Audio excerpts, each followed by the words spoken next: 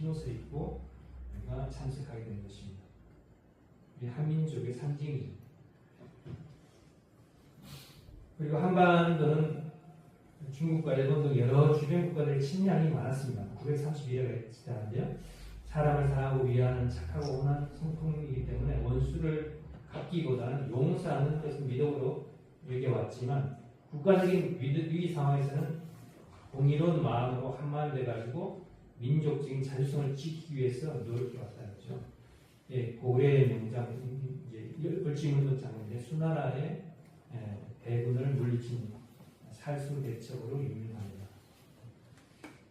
그리고 이 을지문덕도 싸움에 나가기 전에 천지신명께 하늘 보는 게 기도하고 전쟁의 승리를 기원했고 그로 인해서 뛰어난 전술로서 수나라의 대군을 되었다고 합니다.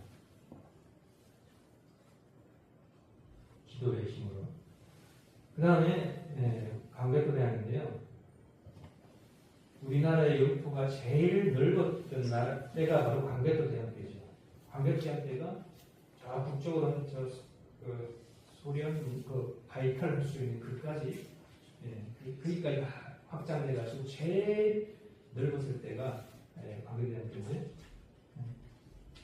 한민족 국가의 강대함을 중요시하며 한민족의 자기 결정권과 자주성을 강조하며 고려의 역사의 전환점이 될 만큼 인상적인 통치를 이끌어 전성기를 맞이한 분이 바로 이분입니다.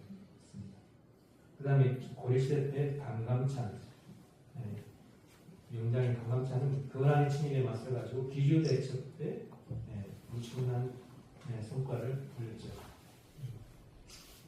그 다음에 고려 후기에 몽고 원나라 때 압박과 간섭을 받아가지고 근데 많은 나라들이 징기스칸을 또 일어난 그 원나라에 합병됐는데 우리나라는 완전히 합병되지 않고 그 원나라하고 어떤 하친 관계를 맺어가지고 그대로 우리나라를 이어왔죠. 그 특이한 내용인데 원나라와 마산도 많이 관계가 있습니다. 원나라 때 바로 이렇게 항복하지 않고 강화도로 서울에서 강화도로 도읍을 옮겨가지고 그 삼별초를 통해서 제주도까지 이렇게 물러서면서 끝까지 한편으로 항쟁하고 한편으로는 호국을 영원하고 평화를 원나라에 맞서가지고 호국을 영원하면서 8만 대정금을 조판하기로 했다고 합니다. 기도의 힘으로 이기기 위해서.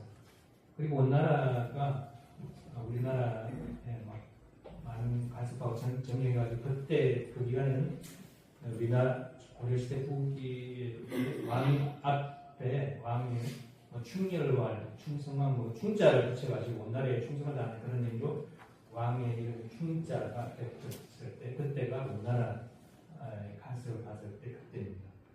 그때 이 마산에서 우리가 해연 성지가 있는데 거기에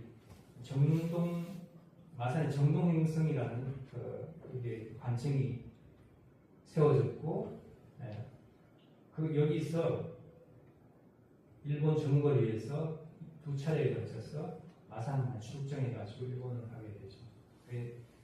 부산에서가 아니고 마산에서 출정하게 돼요. 그래서 그 밑에 성지 밑에 몽고정, 몽고 시대 물을 이렇게 가가지고 이렇게 몽고 병사들이 물을 먹었다 해서 그 몽고정이 있고 그래서 몽고 간장이 생겼고 정동의 행성에서 일본으로 출정했는데 두 번 다 태풍이 불어가지고 태풍으로 몽골의 배들이 우리나라 같이 어떻게 보면 연합군이 있었겠죠.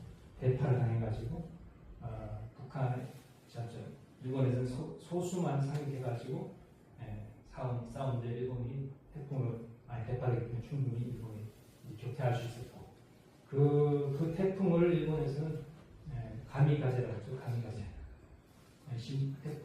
신풍에 의해서 몽고군을 물리쳤다. 그래서 그 가미가제가 하면 하늘이 함께하는 그 바람이었다. 그렇게 가미가제를 유래된 것입니다.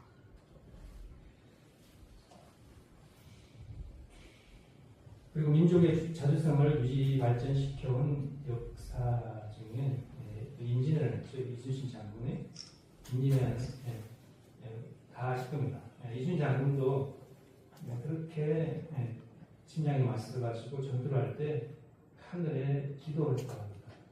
나중에 하늘에 기도했을 때 기도에 응답하듯이 꿈에 어떤 신인이 나타나서 병법을 알려주었고, 그래서 그런 탁월한 전략과 용맹으로 여러 해전에서 승리를 거두었다는 것입니다. 특히 명량해전에 대해서는 그 뛰어난 지휘력과 하늘 부모님의 가호를 보여주는 것입니다. 그리고 임진왜란 때 수많은 승병과 의병이 참석했죠. 고려와 조선시대에 승병과 의병들이 임진왜란 때 일본에서는 일본 국내에서 싸울 때 항상 그 성이랄까 그 현이랄까 그 지역에 그 다이묘라는 그 성주라고 할까요? 그 사람만 딱 꺾으면 그 지역은 다 이제 자동적으로 자기 합병되는 거거든요. 그래서 일본에서 한국 침략했을 때도 선조를 찾아가서 선조만 딱 제거하면 한국은 다 일본 된다고 일본식으로 그렇게 생각해가지고 선조를 찾아서 갔는데 선조가 자기 의주 저하기 위해 도망가서 한참 쫓아가서 결국은 잡을 수가 없었죠. 도망가기 때문에. 근데 일본은 이제 왕만 잡으면 끝난 줄 알았는데 일본하고 달리 우리나라에서는 많은 의병이 나타나서 승병이 나타나서 생각지도 못했던 승병 의병이 나타나가지고 나라를 지게 된 것입니다. 거기에 승병으로는 서산대사와 사명대사는 성병을 모아가지고 전투에 나서서 또 의병들이 우리 의령의 홍의장군 각제우라든지 전라도의 고경영 이런 의병들이 나타나가지고 헌신적 희생과 용기를 통해서 한민족의 자주성과 정체성을 지켰던 나라가 우리나라입니다. 그리고 이분이 이제 독립운동가 중에 들어보신 분도 있고 모르는 분도 계시는데 이회영이라는 분인데요. 일제강점기에 독립운동가이고 명문가에서 태어나서 이분이 원래 기독교를 받은 신실한 신앙인인데 일제강점기 독립운동가로서 조국의 독립을 위해서 항일 어병을 위한 자금을 아주 부잣집에서 자금을 다 대고 집안의 노비를 다 면전시키고 독립운동에 같이 하게 됐고 형제들과 함께 만주를 의존해가지고 신흥 무관학교를 설립하고 독립군을 조직하는데 큰 역할을 한 분이 우리가 그 여순 감옥에 갔을 때 안중근 의사도 여순 감옥에서 희생됐지만 이분도 여순 감옥에서 거기서 희생됐어요. 여순 우리 바다 보면 바닷가에 거기가 이회영 씨가 여기서 체포됐다고 가이드가 이야기하더라고요. 여기 체포돼가지고 여순 감옥에서 안중근 의사와 같이 희생되신 분입니다. 그 안중근 의사 잘 아시죠? 할빈에 지금도 할빈에 여기 두 개인데 북역이 있고 할빈 동역이 있는데 북역이 크고 동역이 좀 작습니다. 그게 표시가 돼가지고 여기가 할빈 안중근 의사가 여기를 저격한 곳이다. 그 표시하고 기념관 조그마한 게 있고 그렇습니다. 수많은 중국 어떻게 보면 중국의 인구가 우리나라보다 훨씬 많고 땅도 넓잖아요. 근데 중국에서는 안중근이라든지 그 조시락 윤봉길 같은 그런 분들이 안 나왔어요, 없어요. 근데 우리나라는 땅도 작고 인구도 적지만 그런 분들이 여러 분 항일투사들이 그런 분들 용감한 분들이 여러 분 나온 그런 민족성을 가지고 있는 나라가 바로 우리나라라는 것입니다. 그리고 이건 그냥 테러하지 그런 게 아니고 원래는 동양 평화론을 집필을 하면서 평화 이상과 비전을 가진 평화운동가고 또 독실한 카톨릭 신자입니다. 그런 신앙의 힘을 가지고 하늘 부모님의 나라를 지키기 위해서 평화를 위해서 자신의 목숨을 바쳤던 것입니다. 그리고 이관순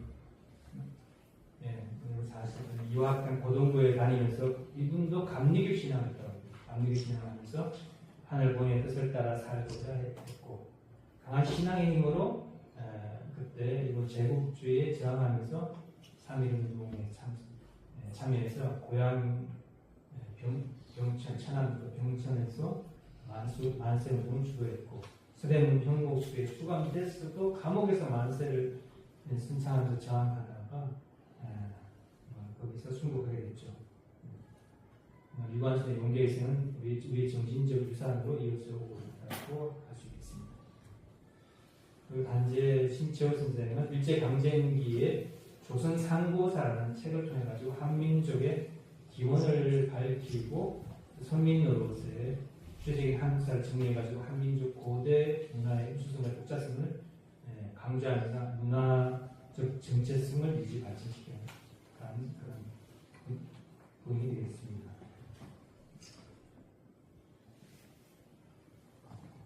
그리고 천존 사상을 가지고